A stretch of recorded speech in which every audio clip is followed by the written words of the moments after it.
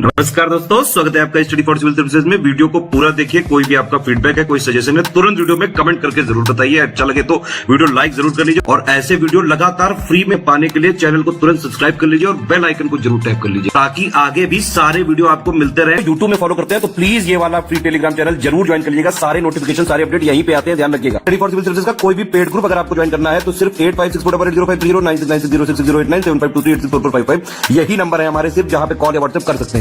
Instagram पे हमारा page जरूर फॉलो कर लीजिएगा, स्टडी फॉर सिविल .सर्विसेज है। ट्विटर पे हमको जरूर फॉलो कर लीजिएगा, @study for civils है। सारे क्वेश्चन अटेम्प्ट करिए और स्कोर अपना तुरंत कमेंट करके बताइए।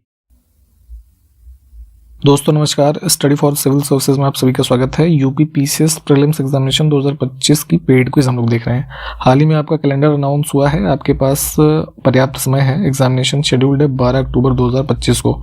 ठीक, बिल्कुल स्टार्टिंग से आप अभी भी तैयारी कर रहे हो तो शुरू हो जाइए और समय का उपयोग करें। ठीक है, उसी क्रम में ये सीरीज आपके लिए काफ़ी हेल्पफुल है, प्लीज़ फॉलो कीजिए। ये क्वेश्चन काफ़ी इंपॉर्टेंट है।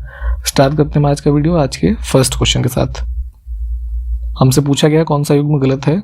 एक कॉलम में पुस्तकें लिखी हैं, दूसरी तरफ उसके राइटर लिखे हैं। पंचतंत्र एक प्राचीन पुस्तक है, इसके लेखक हैं विष्णु शर्मा। ठीक, तो ये गलत था, अन्य विकल्प सब ठीक है, इनको प्लीज देख लीजिए।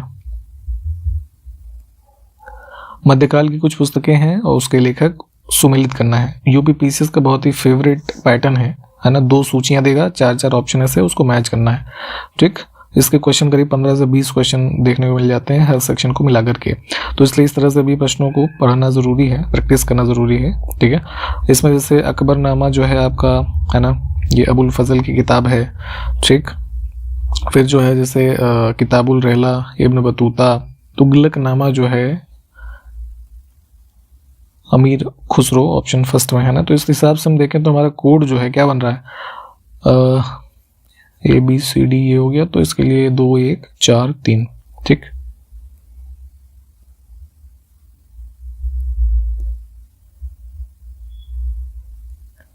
दो 2021 से 2030 के दशक को संयुक्त राष्ट्र संघ के द्वारा किस दशक के रूप में घोषित किया गया है। 10 साल की अवधि को हम दशक के रूप में यानी डिकेड के रूप में जानते हैं। तो ये जो 10 साल हैं इकोसिस्टम रिस्टोरेशन के रूप में घोषित किया गया है यूएन के द्वारा। और ये कब, मतलब जो इसका कह सकते हैं रेजोल्यूशन पास हुआ था यूएन जनरल असेंबली में, तो मार्च 2019। ठीक, इसको भी ध्यान रखिए। 1857 की क्रांति हमारे हिस्ट्री में एक इम्पॉर्टेंट इवेंट है, इसको पढ़ेंगे। सैनिकों का मेनली ये विद्रोह था, है ना, सत्ता के खिलाफ जो कॉलोनियल रूल था, तो ये विफल रहा था, है ना, मेनली। तो कौन से कारण इसमें सही होंगे?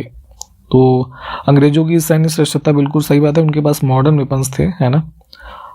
और जो विद्रोही थे हमारे सिपाही, उनके पास एकीकृत कार्यक्रम नहीं था कोई। सब देखते ना, जैसे आप ये जैसे झांसी की रानी हो गई, इधर बेगम हजरत महल, फिर जैसे अन्य जगहों पे जो आप देखते हैं अलग अलग लोग लीड कर रहे थे, तो उनका कोई जॉइंट एजेंडा कह सकते नहीं रहा और समाज के सभी वर्गों से समर्थन भी इनको नहीं मिला था, है ना। तो ये पॉसिबल रीजंस थे तीनों ही।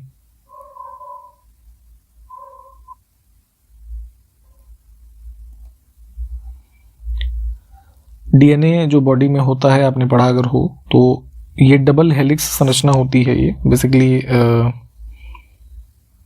है ना, कुछ ऐसे ऐसे होता है। थोड़ा इमेज सर्च करके देखेंगे तो डीएनए के बारे में भी अलग से पढ़ना है। और ये स्ट्रक्चर की सबसे पहले खोज जो है एक्सरे डिफ्रैक्शन के थ्रू डेटा कलेक्ट करके 1953 में वॉटसन और क्रिक, इस नाम से फेमस है ये दोनों साइंटिस्ट, इन्होंने की थी।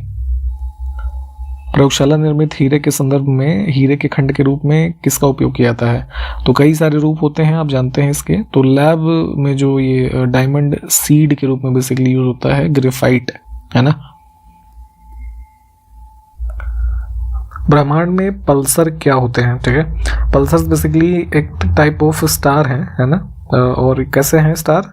घूमते हुए न्यूट्रॉन स्टार, ऑप्शन बी। थोड़ा इसके बारे में देखेंगे अलग से, और ये काफ़ी हेल्पफुल होते हैं किसके लिए, ये जो हमारे एस्ट्रोनॉमर्स हैं, क्योंकि इसमें से काफ़ी लार्ज अमाउंट में कह सकते हैं एनर्जी जो है एमिट होती है, बीम ऑफ एनर्जी कह सकते हैं, और रेगुलर इंटरवल पे होते हैं। तो इसलिए कई सारे जो एस्ट्रोनॉमिकल ऑब्जर्वेशन करने होते हैं, है ना, एस्ट्रोनॉमर्स को, उनके लिए इम्पोर्टेंट होते हैं।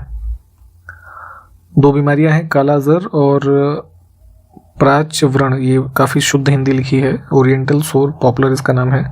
तो ये जो है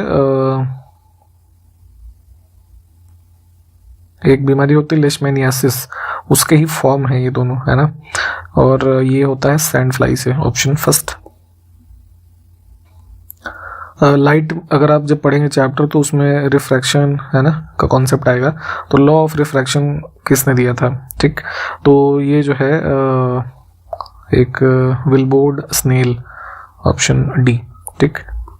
इम्पॉर्टेंट जो ये है ना आपके लॉज या खोज, इनके बारे में भी पढ़ा करिए क्योंकि पूछा जाता है। केल्विन पैमाने पर 0 डिग्री सेल्सियस का सही मान क्या होगा? पहले भी हमने शायद कन्वर्जन के फार्मूलाज बताए हैं। केल्विन के लिए होता है ये, मतलब सेल्सियस का जो टेम्परेचर हो वो प्लस 273.15। तो इसको ऐड करेंगे तो क्या आ रहा है, 0 डिग्री है ना, तो इसको 0 रखेंगे तो यही तो वैल्यू हो जाएगी फाइनल। तो इतने केल्विन। अभी इस बार के ही प्रीलिम्स एग्जामिनेशन में ये फार्मूला कन्वर्जन का पूछा गया था, फार्मूला ही। तो इसलिए जो भी कन्वर्जन के फार्मूला हैं फ़ारेनहाइट, है ना, सेल्सियस या केल्विन में, इनको प्लीज़ याद कर लीजिए। किसी भी परमाणु का परमाणु भार, है ना, होता है तो इसका क्या कारण है? तो atomic weight of an atom is due to जो कंबाइंड मास होता है किसका, प्रोटॉन और न्यूट्रॉन, जो कि उसके न्यूक्लियस में होते हैं, ठीक। ट्राइटियम का रेडियोधर्मी विकिरण क्या प्रदान करता है? ट्राइटियम जो है बेसिकली क्या है, एक रेडियो एक्टिव आइसोटोप है हाइड्रोजन का, ठीक। अब इस तरह की चीज़ें भी पूछी जाती हैं तो थोड़ा ध्यान रखने की ज़रूरत है ना। बेसिकली जो है इसका जब रेडियो एक्टिव डिसइंटीग्रेशन होता है तो उसमें बीटा पार्टिकल जो है प्रदान करता है ये, ऑप्शन बी को चुनेंगे, है ना, और कन्वर्ट हो जाता है हीलियम 3 में। तो देखिए इसको भी, ऑप्शन बी। वाष्प अवस्था से द्रव अवस्था में अणुओं के रूपांतरण को क्या कहा जाता है? जैसे किसी वाटर बॉडी में वाटर है ना, इवेपोरेशन होगा तो वो एटमॉस्फेयर में जाएगी, ठीक है। तो ये इवेपोरेशन की घटना है कि वाष्पीकृत हो गया वो लिक्विड, ठीक। अब क्या है, वाष्पीकृत अवस्था से जब वो कन्वर्ट होता है लिक्विड स्टेट में, है ना, बेसिकली ये इसका जो टेम्परेचर का प्रोसेस है वो स्लो डाउन होता है ना, और कंबाइन होकर के लिक्विड बनाता है, जिसके फलस्वरूप जैसे देखते हैं बारिश होती है ना। तो ये प्रक्रिया किसकी है? कंडेंसेशन की, संघनन। तापमान में वृद्धि के साथ द्रव पदार्थों की तरलता पे क्या इफेक्ट पड़ता है? तो जैसे टेम्परेचर इंक्रीज करेंगे तो लिक्विड की जो फ्लूइडिटी है वो बढ़ती है ना, ऑप्शन फर्स्ट, क्योंकि मॉलिक्यूल जो है फैलते हैं, एक्सपैंड करते हैं। नेक्स्ट है, किस उद्देश्य के लिए अल्ट्रासोनिक तरंगों का उपयोग नहीं किया जाता? तो आकाश में विमान का पता लगाने के लिए रेडार टेक्निक जो है ना वो यूज होती है, ठीक। अन्य 3 के लिए इंपॉर्टेंट है।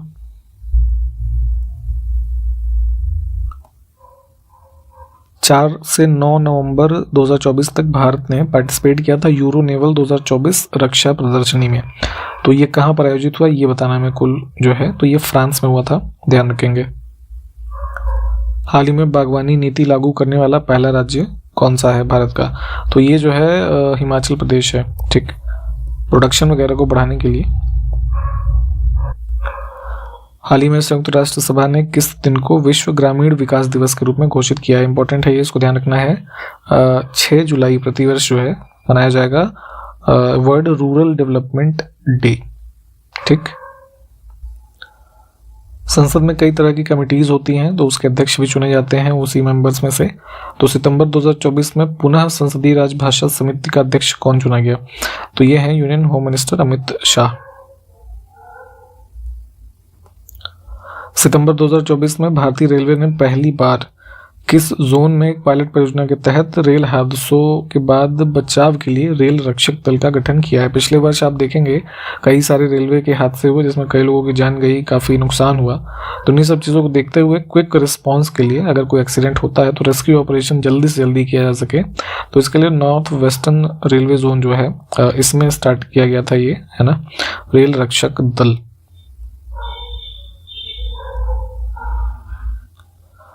विश्व नदी दिवस हर साल सितंबर महीने के चौथे रविवार को मनाया जाता है। तो इसको पहली बार कब मनाया गया था हमें ये बताना है। तो ये जो है वर्ष 2005 से मना रहे हैं, ऑप्शन सी। बेसिकली नदियों के कंजर्वेशन है ना और प्रोटेक्शन के बारे में अवेयरनेस फैलाने के लिए। हाल ही में किस मंत्रालय ने अतुल्य भारत कंटेंट हब और डिजिटल पोर्टल शुरू किया है? भारत में टूरिज्म जो है उसके बारे में इमेजेस, वीडियोस, ब्रोशर, न्यूज़लेटर, इन सब का कलेक्शन है ना इजीली अवेलेबल है इन पोर्टल्स पे। इसको लॉन्च किया था मिनिस्ट्री ऑफ टूरिज्म ने ही। यूज हार्ट फॉर एक्शन, ये थीम है विश्व हृदय दिवस 2024 की। तो ये कब मनाया गया, थीम देख लीजिए, 29 सितंबर 2024। रेबीज की बीमारी एक जो है कुत्ते काटने वगैरह से हो जाती है ना कई बार, तो उससे अवेयरनेस के लिए ब्रेकिंग रेबीज बाउंड्रीज थीम के साथ विश्व रेबीज दिवस 2024 कब मनाया गया, तो ये 28 सितंबर 2024 को। दादा साहब फाल्के पुरस्कार जो है काफ़ी प्रेस्टिजियस एक अवार्ड है इंडियन सिनेमा में कंट्रीब्यूशन के लिए। तो उसके लिए हाल ही में जो लास्ट अवार्ड दिया गया है ना, वो किसको दिया गया वही पूछा गया था इसमें। तो मिथुन चक्रवर्ती है ना 2024 में इसके विनर रहे। भारत में प्रतिवर्ष अंत्योदय दिवस कब मनाते हैं? ये मनाया जाता है 25 सितंबर को। और बेसिकली जो है ये बर्थ एनिवर्सरी है ये इनकी पंडित दीनदयाल उपाध्याय की, है ना। इनके नाम से, इस नाम से एक योजना भी चलती है, तो इन्हीं के बर्थ एनिवर्सरी पे ये डे मनाते हैं। जब साधारण नमक को बर्फ में मिलाया जाता है तो इसका हिमांक यानी कि फ्रीजिंग पॉइंट क्या होता है, लो हो जाता है। इसको एक एग्जाम्पल समझते हैं। गर्मियों का मौसम आने वाला है तो ऐसे आइसक्रीम और कुल्फी वाले बहुत सारे है ना सेल करते हुए आपको दिखेंगे। तो वो जो उनका चैम्बर होता है उसमें नमक मिलाते हैं वो इसके बर्फ के साथ। तो वो क्या करता है, फ्रीजिंग पॉइंट को लो कर देता है, यानी जो उसका बर्फ का पिघलने की दर है वो स्लो हो जाती है। तो यानी बर्फ बहुत देर तक चलेगी, है ना, जल्दी से नहीं पिघलेगी। तो ऑप्शन फर्स्ट। हर साल विश्व पर्यावरण स्वास्थ्य दिवस है ना, वर्ल्ड एनवायरमेंटल हेल्थ डे कब मनाया जाता है? ऑप्शन फर्स्ट सही है इसमें, 26 सितंबर। आपसे एक क्वेश्चन यहाँ पे मैं पूछ रहा हूँ कि जो है वर्ल्ड हेल्थ डे कब मनाते हैं? ठीक, 2024 के प्रीलिम्स में एग्जामिनेशन में ये क्वेश्चन भी पूछा गया। ठीक है, यहाँ पे जैसे अभी हमने कई सारे डेज देखे तो इसकी बड़ी अच्छी टेबुलर फॉर्म में हम चीज़ें प्रोवाइड करते हैं। जो लोग पेड मेंबर्स होंगे आपने ये पढ़ा होगा। ठीक है, और अभी भी जैसे आप लोग नए कुछ लोग इस वीडियो को अगर देख रहे हैं, हमारे साथ पेड ग्रुप्स हमारे जो हैं इसमें जुड़ना चाहते हैं, जो कि बिल्कुल स्टार्टिंग से सिलेक्शन तक की तैयारी आपकी सुनिश्चित कराते हैं। आपके पास एग्जामिनेशन बहुत अभी समय है तो आप तैयारी कर सकते हैं बिल्कुल। जुड़ने के लिए इसी वीडियो के डिस्क्रिप्शन बॉक्स में जो 3 मोबाइल नंबर हमारे दिए गए होंगे उस पर कॉल या व्हाट्सएप करके एडमिशन ले सकते हैं। बहुत ही नॉमिनल फी पे पूरा फाउंडेशन कोर्स भी अवेलेबल है। टेस्ट सीरीज, पेड क्विज या फिर मेंस की प्रिपरेशन भी साथ के साथ आप करना चाह रहे हो तो इन सब की जानकारी इन्हीं नंबरों पर मिल जाएगी। हाल ही में खबरों में रहा तुवालू द्वीप किस महासागर में स्थित है? तो ये जो है पैसिफिक ओशन का पार्ट है। इसको प्लीज मैप पे लोकेट कीजिएगा। और इसमें हो क्या रहा है कि काइंड ऑफ हैबिटेबल है ना, ये रहने लायक अब नहीं है ड्यू टू वाटर राइजिंग है ना लेवल कह सकते हैं। ठीक, तो ऑप्शन बी करेक्ट था। प्लीज इसको एक बार मैप पे देखिएगा। हाल ही में किस देश के अटाकामा रेगिस्तान में सेरो आर्मजोन पर्वत है उसकी चोटी पे एक्सट्रीमली लार्ज टेलीस्कोप, कई सारे टेलीस्कोप्स हैं विश्व में जो अलग अलग जगहों पर निर्मित किए गए हैं। तो एक ये नया निर्मित किया जा रहा है अटाकामा डेजर्ट, कुल मिला के पूछा गया कहाँ पे है, तो ये चिली। और कहाँ बन रहा है इसको देख लीजिएगा, एक्सट्रीमली लार्ज टेलीस्कोप है ना सेरो आर्माजोन्स पर्वत पे।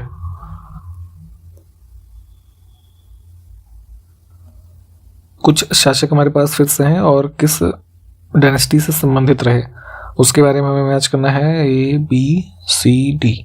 तो हर्षवर्धन जैसे जो फेमस था पुष्यभूति या फिर इसी को वर्धन डायनेस्टी कहते थे। A का 2 हो जाएगा, अन्य ऑप्शन हो जाएंगे B का 1, 4, 3। इसको देख लीजिए एक बार।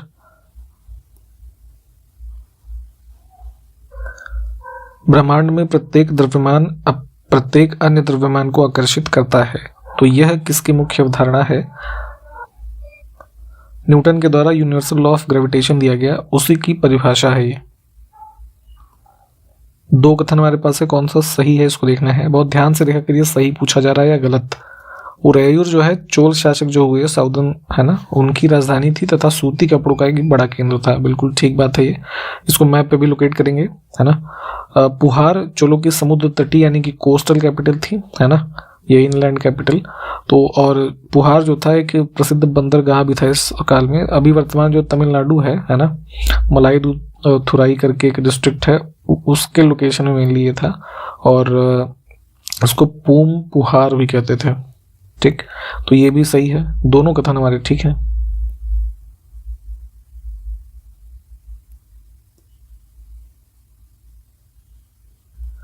दिल्ली सल्तनत के किस सुल्तान को लाख बख्श कहा जाता था? कुतुबुद्दीन ऐबक की बात हो रही है। काफ़ी एक कह सकते हैं गरीब और जो नीडी थे उनको लार्ज सम ऑफ मनी का एक डोनर था ये, है ना। दैट इज़ वाई इसको ये नाम से पुकारा गया।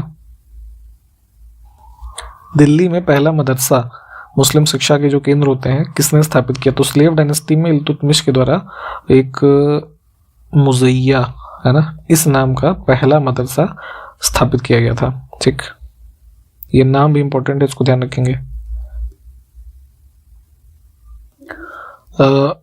सल्तनत काल के दौरान भारत में मोहम्मद गोरी ने किसको प्रथम अक्ता प्रदान किया? एकता सिस्टम के बारे में हमने शायद पहले भी डिस्कस किया है। बेसिकली इसमें क्या होता था कि एक कह सकते हैं लैंड ग्रांट है ना दिया जाता था, है ना, किसी मिलिट्री लीडर को अपनी मिलिट्री सर्विसेज प्रोवाइड करने के बदले वो उस एरिया से रेवेन्यू कलेक्ट कर सकता था। ठीक, तो मोहम्मद गोरी ने सबसे पहले कुतुबुद्दीन ऐबक को ऐसा लैंड ग्रांट यानी कि एकता प्रदान किया। इसमें से किस दिल्ली सल्तनत के शासक ने कुतुब मीनार के पास हौज ए शमशी का निर्माण करवाया? एक, है ना, पॉन्ड के रूप में समझ सकते हैं। कुतुब मीनार जो है दिल्ली में उसके साउथ में है, ये अराउंड 1230 में बना इल्तुतमिश के द्वारा ही।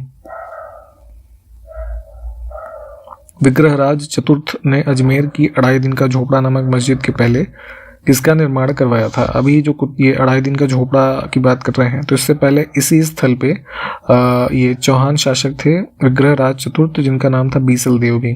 ठीक, तो उन्होंने सबसे पहले यहाँ पे संस्कृत विद्यालय बनाया था, है ना, यानी कि कॉलेज कह सकते हैं। इसमें मेनली जो है संस्कृत की शिक्षा वगैरह दी जाती थी, लेकिन फिर 1194 में इसको तोड़ा गया, है ना, कुतुबुद्दीन ऐबक के द्वारा, और उसी स्थान पे ये 2.5 दिन का झोपड़ा बना है। ठीक,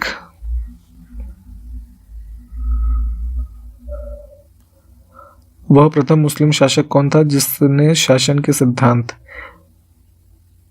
थ्योरी ऑफ किंगशिप को राजाओं के ईश्वरीय अधिकार सिद्धांत के समान प्रतिपादित किया?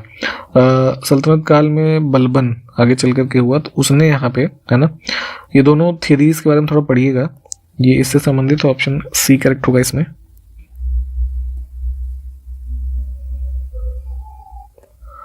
सल्तनत काल के सिक्के टंका, शशगनी एवं जीतल किन धातुओं के बने थे?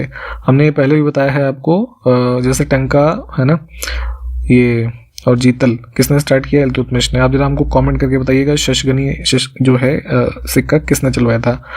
अब यहाँ पे बात करें मेटल्स की, तो टंका और शशगनी जो है ये दोनों सिल्वर कॉइन थे, और जीतल जो था ये कॉपर का कॉइन था, है ना, तो पहला विकल्प सही हो जाएगा।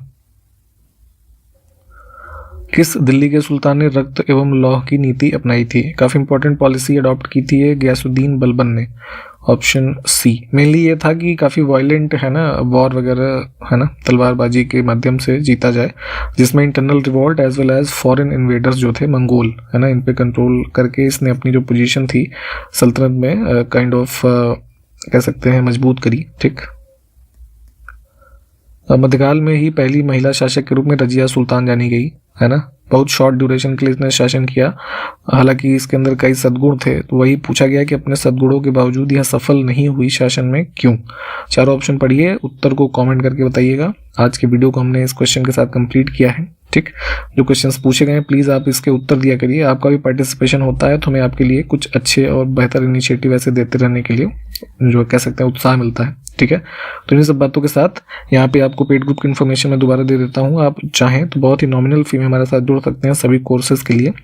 इसी वीडियो के डिस्क्रिप्शन बॉक्स में, वीडियो के इंट्रोडक्शन पार्ट में जो 3 मोबाइल नंबर हैं उस पर कॉल व्हाट्सएप करके आप एडमिशन ले सकते हैं। मिलेंगे इसके आगे क्वेश्चंस के साथ अगले वीडियो में, तब तक के लिए नमस्कार, जय हिंद।